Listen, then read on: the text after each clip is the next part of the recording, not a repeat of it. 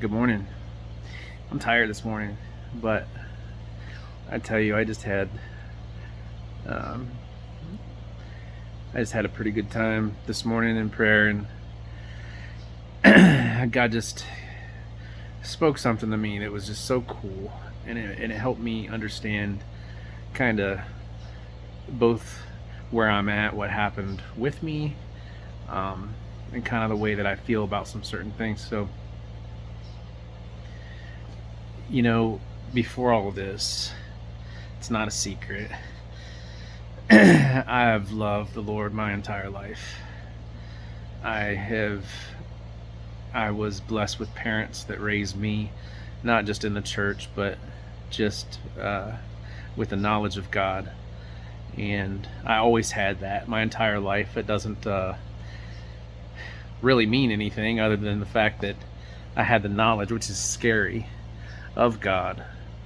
Uh, the belief of God was always there. I knew who God was and believed that He was my Savior. Um, for whatever reason, my entire life, I had a problem connecting the dots at the end. And it caused nothing but issues and caused nothing but problems. And anybody that knows me knows me. Um, I guess if there was ever a definition of a wayward son, I was it. But one thing always about me, one thing that, and I think now that all of this has happened, and I've come to the point to where my life was almost taken, and it's come full circle. I understand it now. God always had His hand on me. Um, I back in the day likened to think of it as I was just lucky, but like when a lot of my friends went to jail, I slipped out the back door. I never ever once got to the point to where I was in serious trouble with the law, or now should have been, no doubt. And anyone that knows me and anyone that hung in my circle knows.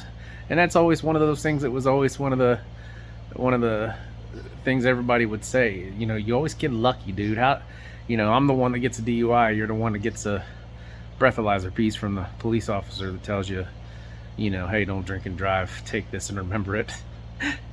That's just the way that it was. God always had His hand on me. Always. He saved me from death twice in car accidents that I should have died from. I can sit here and go through the next 10 minutes and tell you some of the most amazing stories and things that God did in order to keep me out of prison, in order to keep me from being dead, because He had a plan. The entire time God knew that in 2021 there would come a time where Chad Smith would almost lose his life from the coronavirus, and it would do something in him that nothing's ever done before. And it's because I've never been that close to death, probably, but it would do something in him that would change his life forever. And it would do something in him in His time. This is all God's timing. Everything that's happened through my entire life makes sense right now to me. All the way up to this point, I know why God did what He did. I could never be on the mission that I'm on right now in 2020 even. I couldn't be on this mission in 2018, 2011, 29, nothing. I'm on this mission today because this is what God chose, and it's exciting. So, back to what God told me today. The situation is it's pretty simple. And when God, even God, gave us something, it required an action on His part. God loved us. God has loved us from the moment that He made all of us. There's never been any doubt. He's always loved us. But it came down to the point where he had to give his only son to die for us, because that sacrifice was the only thing that could cancel out the sin that would ever make it capable for us to be able to be with him the way that we needed to be with him. Sin separated us. Even though God loved us from the beginning, this is God we're talking about. He loved us from the beginning. He created us. Imagine how much more you would love something that you actually created, how much you love your kids.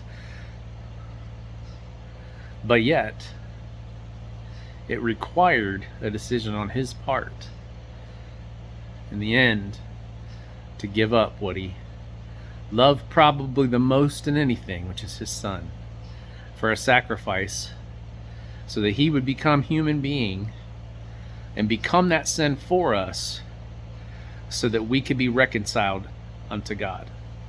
So that truth God gave me, even God, feelings aren't enough. Love was not enough. Knowing us was not enough. Knowing who we were was not enough. Knowing who we will be is not enough. It required an action, and it required a sacrifice. My life is an example of knowing God, loving God, and not living for God. That's an example of my life. Well, now it's come time. And thank God that he gave me the mercy to get through it. Now it's come time to pay the piper. And it's not paying the piper, it's a blessing. Now it's come time to make and to do exactly what is required, which is to sacrifice my life, everything in my life, so that he can live through me and in me. After all, he gave me everything. He sacrificed everything for me. He allowed all this so that I can lay here like a lazy human being and can't even pick up my head because I'm too tired and tell you. Loving him is not enough. Knowing him is not enough. It's not. He's going to require you. He's going to require a sacrifice of your life. Your wants, your desires, your fleshly desires, your business desires, your what you think, where your life needs to go. You know, I just read the book of Ruth.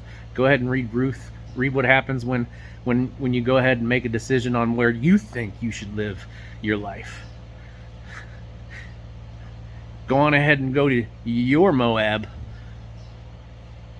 I think that's where they went. Yeah. And the point is this: we all have plans. We all think we know what's best for us. Listen, we don't. Your ultimate plan and your ultimate goal should be to live your life according to the will of God. Whatever that will is in your life, your job is to go and find it. You're not your own anymore. Understand, you were purchased.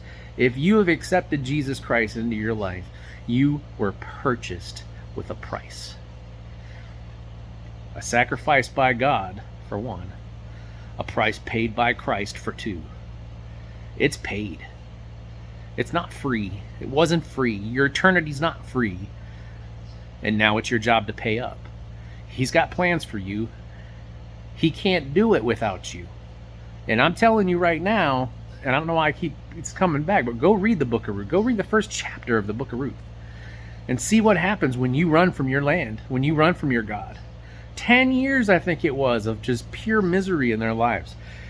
The dude's died. Her husband's died. The miserable life. Because they made a choice to run from where God told them to be and go do their own thing. That's what's happening in a lot of your lives. God's calling you back. He's calling you back home. He's calling you back into rightful ownership of who you are. And he's telling you to throw all of these idols that you have in your life away and throw them into the fire and go and serve him. That's what he's telling you this morning. I love you all. It's 10 minutes. Thanks for listening to me this long. Maybe next time I'll actually sit up and talk to you. I'm tired. It's been, I've had a rough morning. I don't know what it is, but I just felt like I wanted to get on here and talk to you for a few minutes because I love you. And we'll talk soon.